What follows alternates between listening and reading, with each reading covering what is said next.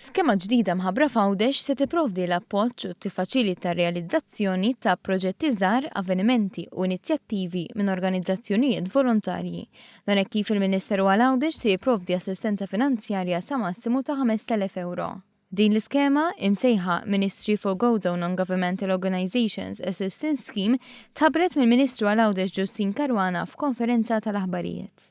Hemm proċess ta' applikazzjoni, ħriġna wkoll il-guidelines relattivi biex l-Għaqdiet ikunu jistgħu jigwidaw irwieħhom biex ikun hemm ukoll l-opportunità li jottienu dawn il-fondi jimplementaw il-proġetti u minnhom tigwadanja s-soċjetà Għawdxija.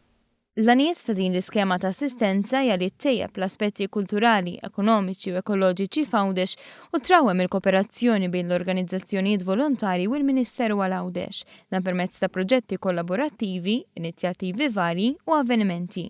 Dan għaliex is-settur tal-volontarjat f'Għawdex huwa b'saħħtu ħafna u qed jagħti kontribut kbir lis-soċjetà Għawdxija.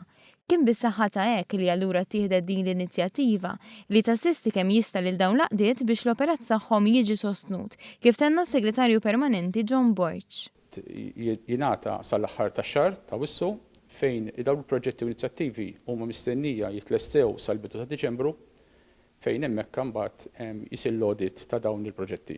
L-applikazzjonijiet għal din l-iskema se jkunu jistgħu jitniżlu mis-sit elettroniku tal-Kunsill Malti għall-Volontarjat www.vofunding.org.mt.